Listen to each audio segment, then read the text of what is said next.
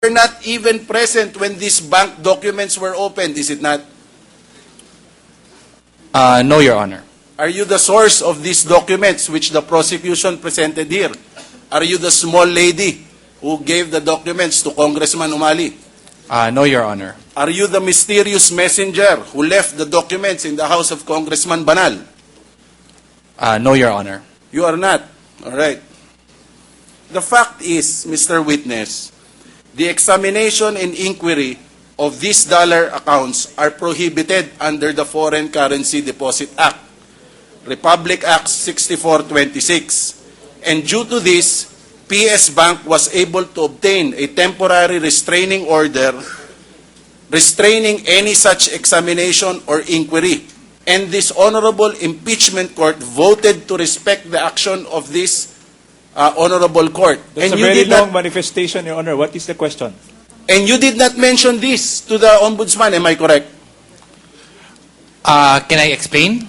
No, I'm just asking you. Your lawyer will have a chance to Objection. examine you later. Objection, Your Honor. Again, the document will speak for itself. There is I no- just want a confirmation, Your Honor, if it's Let the... the witness answer. He's under cross. Yeah. We mentioned that we already are aware that Mr. Corona is already subject of an impeachment complaint, Your Honor. And you did not mention it, right? We mentioned it here in the complaint. Why? That there is a TRO? We did not mention the Did TRO. you mention that it is subject to the Foreign Currency Deposit Act, Already particularly the absolute confidentiality? Did you mention it? Not in the complaint, Your Honor. All right. You did not mention it in any of the documents you submitted to the Ombudsman, am I correct? No, Your Honor.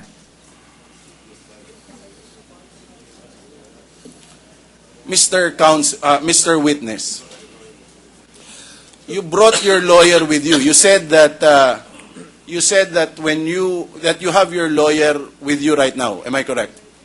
Yes, Your Honor. Did your lawyer advise you?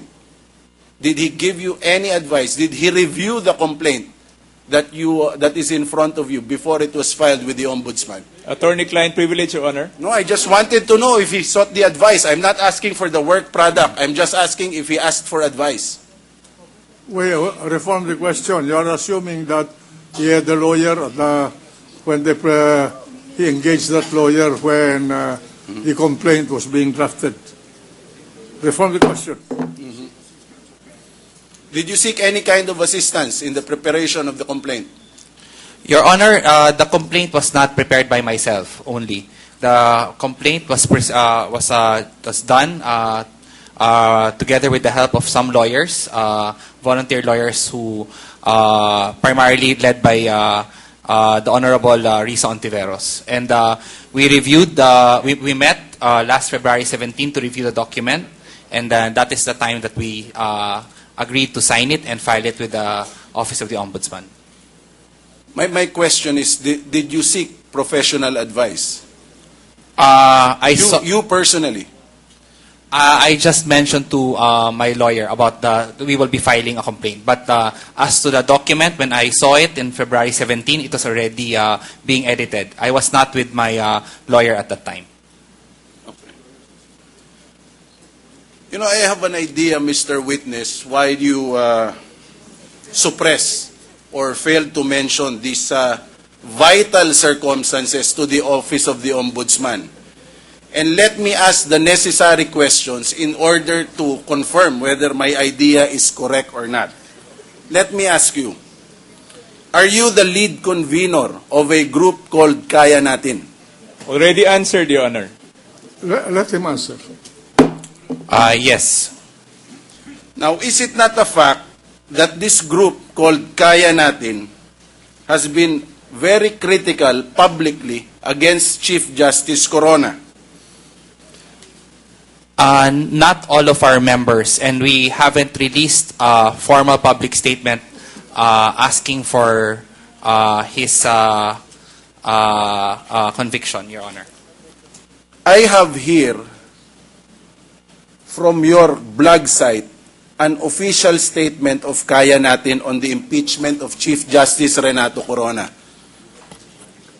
Are you familiar? I'll show it to you first, and if you can confirm if that comes from your group, Kaya Natin, because it comes from your blog site, Harvey K.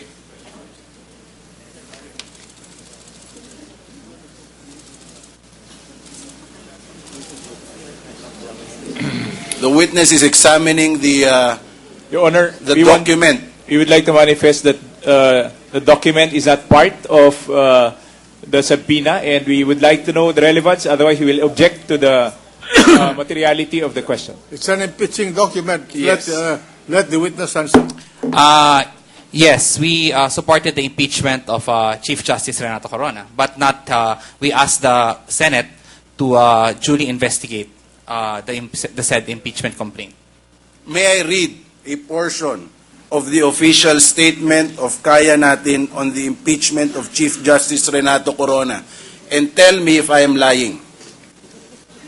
The long and strong history between Corona and former President, now Pampanga 2nd District Representative Gloria Macapagal Arroyo gives Filipinos a compelling reason to believe that the Supreme Court led by Corona is still heavily biased for Arroyo.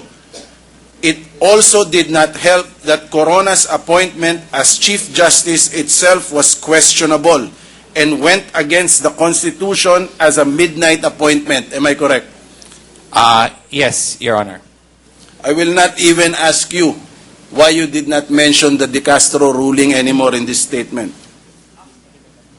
Because you may not know it. You're not a lawyer, so I will not ask that anymore. Your Honor, may we ask the Honorable Presiding Officer to remind the lawyer to, the Honorable Prosecutor to limit, defense counsel to limit statements addressed to the witness to questions on direct examination. All right, Mr. Witness. A cross-examiner has enough leeway to ask all kinds of questions to destroy the credibility of the witness. So, the witness may answer. Is it not a fact, Mr. Witness, Mr. K, that some members of the prosecution and its spokespeople are also members or are in close association with Kaya Natin? They are not members, Your Honor. They are champions. What do you mean by champions? Unlike members, champions of Kaya Natin are what we call champions of good governance and ethical leadership. They are what we call our role models for good governance. All right. So, who are the members of the prosecution or their spokespeople who are champions of Kaya Natin? As far as you know. Congressman Erin Tañada and Congresswoman Kakabag-Aw. You yourself, Mr. Witness, apart from your group Kaya Natin, you are also an intense critic publicly of Chief Justice Corona. Are you not? I think intense is a very strong word, Your Honor. I am a critic of Chief Justice Renato Corona. In fact, you have...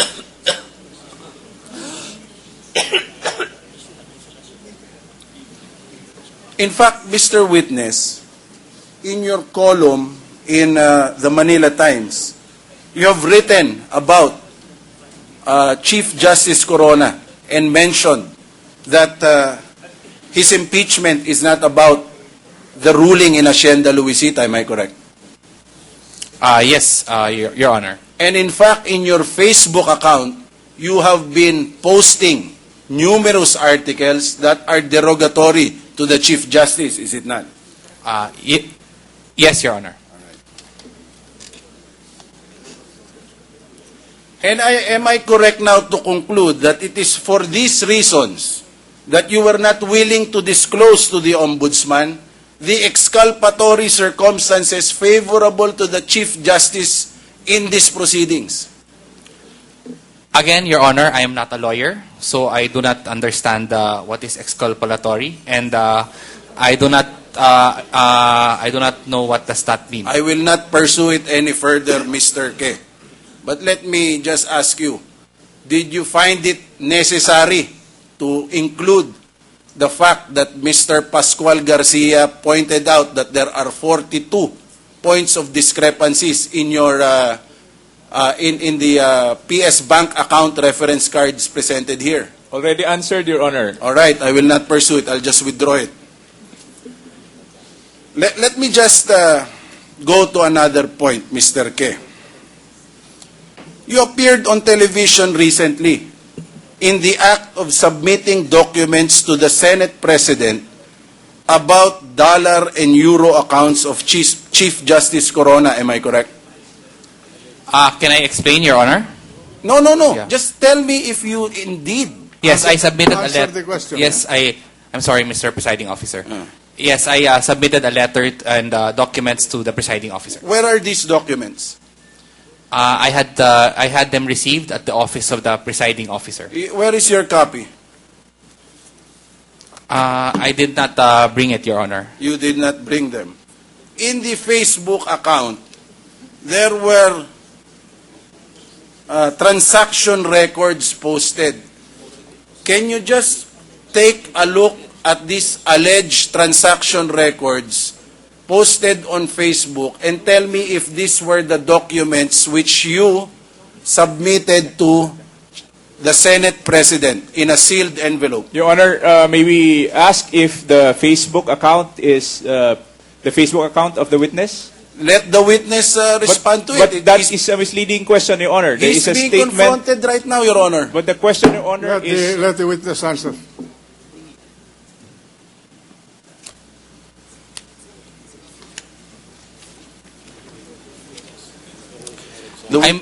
I would like to make a manifestation that I did not post any transactional records or these kinds of papers in my Facebook account. I'm just asking you if these are the same documents which you submitted to the Senate President. That was not the question earlier, Your Honor. The question refers to a Facebook account. And the witness said, I did not post documents in the Facebook Then I account. withdraw the previous question and I'm asking him now. Are these the documents which you submitted to the Honorable Senate President Juan Ponce Enrile? Because the Senate President said he never opened it because he did not want to be a participant in the commission of a crime. Your Honor, may we know where the defense counsel obtained the documents? He is presenting a set of documents and asking the witness to compare it with the documents that are already with the Senate President. He was the one who submitted it, Your Honor, and he would be Let the witness answer. I am not sure if those are the same documents since I did not bring my own set, Your Honor. However, they are similar to what to the documents that I submitted to the Honorable Impeachment Presiding Officer. They are similar. Yes, because I cannot remember because I did not really read it through, but I skimmed it through only. I'll leave the documents with you so that when I ask the questions, you will be able to respond to them. Since you say that they are similar, I want to know how similar they are to the ones you submitted to the Senate President. These documents are unsigned by anybody. They're not signed. Are the documents which you submitted to the Senate President also unsigned? As far as I can remember, Your Honor, they are also unsigned. They are also unsigned. These bank transaction records referring to several banks, HSBC, Allied Bank, etc., they all appear using the same font. Am I correct? Please review it. The witness examining the documents, Your Honor.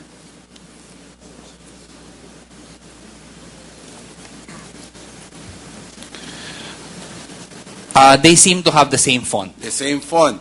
And the documents which you submitted to the Senate President also have the same font. Am I correct?